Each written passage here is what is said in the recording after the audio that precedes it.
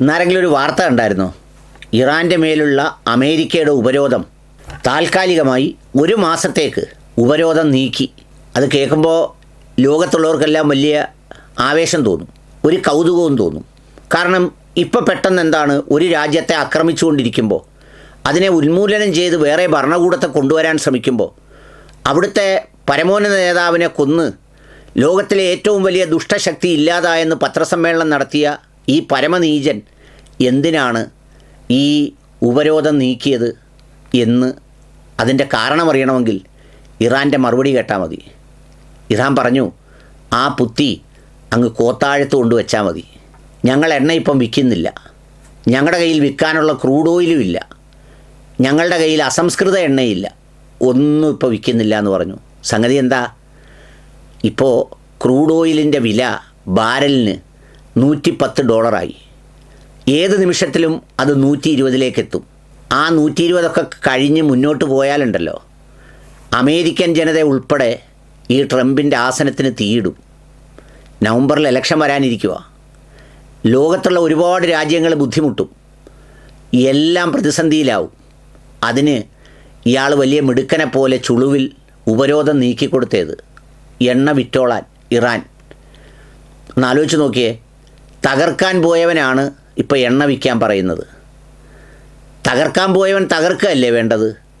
ഭരണകൂടത്തെ അട്ടിമറിച്ച് ഇറാൻ പിടിച്ചെടുത്ത് ഒരു പുതിയ സംഗതി ഉണ്ടാക്കി ഇവർ രണ്ടുപേരൂടെ ഇറങ്ങിയതാ, 2 ഗൂണ്ടകളൂടെ. ഇപ്പം 2 പേര് ഊർജ്ജശ്വാസം വലിക്കുക. നെതന്യാഹു ഇലക്ഷന് തോറ്റാൽ ജയിലിലേക്കാണ്. ട്രംപ് ഇലക്ഷന് തോറ്റാൽ, ട്രംപിൻ്റെ പാർട്ടിക്ക് ഭൂരിപക്ഷം കിട്ടിയില്ലെങ്കിൽ ഇംപീച്ച്മെൻറ്റ് വരും. അമേരിക്കയുടെ ചരിത്രത്തിൽ ഇംപീച്ച്മെൻറ്റ് നേരിടുന്ന ആദ്യത്തെ പരമ അയോഗ്യനായി മാറും ആര്? സാക്ഷാൽ ട്രംപ്. അതുകൊണ്ട് ഇവർക്ക് 2 പേർക്കും ജയിക്കാൻ വേണ്ടിയാണ് ഇറാൻ്റെ പുറത്ത് അടിച്ച് ജയിക്കാമെന്ന് വിചാരിച്ചത്. പക്ഷേ സംഗതി നെടുകെ കീറി. ആ കീറി നിൽക്കുന്നത് കൊണ്ടാണ് ഇപ്പോൾ ഉപരോധം പിൻവലിക്കുന്നു എന്ന് പറയുന്ന വാർത്ത വന്നത്. ചൈനയാണ് ഇറാനിൽ നിന്ന് ഇപ്പോൾ എണ്ണ എടുത്തുകൊണ്ടിരിക്കുന്നത്. 50% ഡിസ്കൗണ്ടിനാണ് എണ്ണ കൊടുക്കുന്നത്. ഒന്ന് ആലോചിച്ച് നോക്കൂ. ഒരു രാജ്യത്തിൻ്റെ മേൽ ഉപരോധം ഏർപ്പെടുത്തുന്നു. ഇറാൻ്റെ മേൽ എന്തിനാണ് ഉപരോധം ഏർപ്പെടുത്തുന്നത്? ഒരു കാലത്തും ഇറാൻ സമ്പൽ സമൃദ്ധമാകരുത്. ഇറാൻ രക്ഷപ്പെട്ടാൽ ഈ ഇസ്രയേലിൻ്റെ എല്ലാ ക്രൂരമായ ചെയ്തികളും വളരെ ദാരുണവും ഭീകരവുമാം വിധം പശ്ചിമേഷ്യയിൽ ചെയ്യാൻ പറ്റില്ല. പിന്നെ അറബി മുതലാളിമാർ മന്തി കഴിച്ച് പാരമ്പര്യമായി അവിടെ കഴിയുന്നതിനാവശ്യമായ സംരക്ഷണം അത് നൽകാൻ ഈ പറഞ്ഞതുപോലെ അമേരിക്കൻ സൈന്യവും ഇവരെല്ലാവരും ഉണ്ട്. എല്ലാ അറബി രാജ്യങ്ങളും ഇല്ല. ചില രാജ്യങ്ങളാണതിൽ ഏറ്റവും മൂർധന്യാവസ്ഥയിൽ അങ്ങ് അടിയാധാരം വരെ അടിയറവ് പടഞ്ഞ് മുട്ടിലഴയുന്നത്. അപ്പോൾ അതിന് സൗകര്യമുണ്ടാക്കി കൊടുക്കാൻ വേണ്ടിയാണ് അതിൻ്റെ ഇറാൻ്റെ മേൽ ഉപരോധം ഏർപ്പെടുത്തിയത്. ആ ഉപരോധം യഥാർത്ഥത്തിൽ ചൈനയ്ക്ക് ലാഭമാണ്. കാരണം ചൈന 50% വിലയ്ക്ക് എണ്ണ എടുക്കുന്നുണ്ട്. ഇപ്പം തന്നെ ഈ നീണ്ടു നിന്ന ഈ പൊട്ടന്മാർ നടത്തിയ 22 ദിവസത്തെ യുദ്ധത്തിൽ റഷ്യ സാമ്പത്തികമായി അങ്ങ് ഉയർന്നു. കാരണം അവരുടെ ക്രൂഡ് ഓയിൽ മുഴുവൻ വിറ്റുപോയി. നമ്മുടെ മുതലാളിക്കും സാങ്ഷൻ കൊടുത്തു, ഇവിടുന്ന് റഷ്യയിൽ നിന്ന് വാങ്ങിച്ചോളാൻ. നമ്മുടെ മുതലാളിക്ക് സാങ്ഷൻ വേണമല്ലോ എല്ലാം ചെയ്യണമെങ്കിൽ. ന്യൂസിലൻഡിനെ 2020 നമ്മൾ തോൽപ്പിച്ചുകൊള്ളാൻ അനുവാദം ട്രംപിൻ്റെ കയ്യിൽ നിന്ന് കിട്ടിയതുകൊണ്ടാണ് നമുക്ക് തോൽപ്പിക്കാൻ പറ്റിയത്. ഇല്ലെങ്കിൽ തോൽപ്പിക്കാൻ പറ്റില്ല. ട്രംപ് പറയുന്നതിനപ്പുറം ഒന്നും ചെയ്യാൻ പറ്റില്ല. ലോകം അങ്ങനെയാണ്. അത് ബോധ്യപ്പെട്ടാണ് പുള്ളി ഇപ്പോൾ ഇറങ്ങിയത്. ഏതായാലും അങ്ങനെ ഇറങ്ങിക്കഴിഞ്ഞ് ഇപ്പോൾ എന്തിനാണ് ഉപരോധം നീക്കിയതെന്നറിയാവോ? അമേരിക്കയുടെ കയ്യിൽ പോലും എണ്ണ കരുതലില്ല. ഇപ്പോൾ ഇറാൻ കൂടിയൊക്കെ എണ്ണ വിറ്റില്ലെങ്കിൽ ഒന്നും നടക്കത്തില്ല. അതുകൊണ്ട് ഇറാൻ വിറ്റോളാൻ പറയുക. വിൽക്കുമ്പോൾ എന്ത് സംഭവിക്കും? ഈ 110 ബാരലിന് പോയ ക്രൂഡ് ഓയിലിൻ്റെ വില നേരെ 90 വരും. ഇപ്പോൾ സൗദി അറേബ്യയെ അടുത്ത് പിടിച്ച് തടുത്ത് നിർത്തിയിരിക്കുന്നതുകൊണ്ടാണ് ഈ വില ഇങ്ങനെ നിൽക്കുന്നത്. സൗദി അറേബ്യ ഒരു നിലപാടെടുത്ത് വില അങ്ങോട്ട് ഒപ്പേക്ക് കൂട്ടിയാലുണ്ടല്ലോ, ഇത് $200 പോയി നിൽക്കും. $200 പോയി നിന്നാൽ ഇവിടുത്തെ സംഖ്യകളുടെയും ഇവിടുത്തെ നെതന്യാഹുവിനെ പ്രണയിക്കുന്നവരുടെ എല്ലാം സോക്കേട് തീരും. ട്രോൾ വില അങ്ങ് പൊയ്ക്കോളൂ. 200-220 രൂപയിൽ 50 രൂപയ്ക്ക് ഇവനൊക്കെ വാങ്ങിച്ച് അരിയും തിന്നുകൊണ്ടാണല്ലോ ഈ ചെയ്യുന്നത്. അത് 150 രൂപയാവും. വെള്ളം കുടിക്കാൻ മാർഗ്ഗമില്ലാതെ അവന്മാർ തെക്കോടെ കൂടും, ഫാദർലാൻഡിലെ സ്നേഹിക്കുന്ന ആളുകൾ.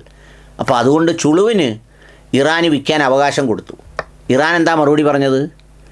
വേല കയ്യിലിരിക്കട്ടെ, നിൻ്റെ കയ്യിൽ എണ്ണയില്ല, ലോകത്ത് പലയിടത്തും എണ്ണ തീർന്നു. ഇപ്പോൾ 22 ദിവസം നീണ്ടപ്പോഴത്തേക്ക് ഇന്ത്യയിലെ മാത്രം LPGയുടെ ഉപയോഗത്തിൽ 35% കുറവ് വന്നു. ഇവിടെ ഒരു ഗ്യാസ് മന്ത്രി നടക്കുന്നു സുരേഷ് ഗോപി. പുള്ളി എല്ലായിടവും വന്ന് ചോദിക്കുന്നത് എവിടെ കുറവുണ്ടെന്നാണ് ചോദിക്കുന്നത്. ഹോട്ടലുകളെല്ലാം അടച്ചു, ഹോസ്റ്റലുകളിലെല്ലാം പിന്നെ വീടുകളിൽ വിടാൻ തുടങ്ങി കുട്ടികളെ, സാധനം കിട്ടാനില്ല. പെട്രോൾ വിലയും കൂടെ കൂടിയാൽ, ഇന്നലെ എങ്ങാണ്ട് പ്രീമിയം പെട്രോളിനെങ്ങാണ്ട് 2 രൂപ എങ്ങാണ്ട് വില കൂടി, സാധാ പെട്രോളിനൂടെ കൂടിയാൽ പിടിച്ചാൽ നിൽക്കില്ല. മുഴുവൻ അസംസ്കൃത വസ്തുക്കളുടെയും വില കൂടും. ആ അവസ്ഥയിലേക്ക് എത്തിച്ചേർന്നു. അപ്പോൾ ഇറാൻ പറഞ്ഞു ഞങ്ങൾ വിൽക്കുന്നില്ല, ഞങ്ങളുടെ കയ്യിൽ എണ്ണയില്ല. അപ്പോൾ ചുരുക്കത്തിൽ ട്രംപിൻ്റെ ഓയിൽ പോയി, ഓയിൽ തീർന്നു, ഇനി ഓയിലില്ല. അതുകൊണ്ട് അടിയെ പെട്ടെന്ന് നിർത്തണം. ഇനി ഒരാഴ്ച പോലും അടിക്കാനൊക്കത്തില്ല. ഞാൻ ഈ വീഡിയോ ചെയ്തു തുടങ്ങിയപ്പോൾ ഞാൻ പറഞ്ഞിരുന്നു എന്നെ കേൾക്കുന്ന ശ്രോതാക്കളോട്, 2 ആഴ്ച ഇറാൻ പ്രതിരോധിച്ചാൽ അവൻ മുട്ടുകുത്തുമെന്ന്. ഇപ്പം 3 ആഴ്ച ആയപ്പോഴത്തേക്ക് ഇക്ഷ, ഇഞ്ഞ, ഇമ്മ, ഇട്ട, ഇപ്പ, ഇക്ക, പിന്നെ ഇക്കുക്കു എല്ലാം വരയ്ക്കാൻ തുടങ്ങി. അതാണ് സ്ഥിതി. അതുകൊണ്ടാണ് ഇറാൻ്റെ ഈ പറഞ്ഞ സംഗതി. ഇറാൻ ഭരണകൂടം ചെയ്യേണ്ടത് എന്താണെന്നറിയോ? അവർ ചെയ്യുമായിരിക്കുമെന്ന് പ്രതീക്ഷിക്കുന്നു. യുദ്ധം നിർത്താനുള്ള ഒരു കണ്ടീഷൻ ഈ പറയുന്നത് പോലെ എന്തോ ചെയ്യണം, ഈ സാങ്ഷൻസ് പിൻവലിക്കണം, ഉപരോധം പിൻവലിക്കണമെന്ന് അറബി മുതലാളിമാരെ കൊണ്ടുകൂടി പറയിക്കണം. മനസ്സിലായോ? ആ പറയിക്കുന്ന അവസ്ഥയിൽ എത്തിച്ചേരണം. ഇറാൻ ആ മേഖലയിൽ മുഴുവൻ ശല്യം ചെയ്തുകൊണ്ടിരുന്നാൽ മച്ചമ്പിയുടെ ലെങ്ങാണ്ടൊക്കെ കുരുമുളക് അരച്ച് തേച്ച അവസ്ഥയിലേക്ക് എത്തും. ഇപ്പോൾ ആ പരുവമായി. അതിൻ്റെയാണ് ഈ ലക്ഷണങ്ങൾ കാണിക്കുന്നത്.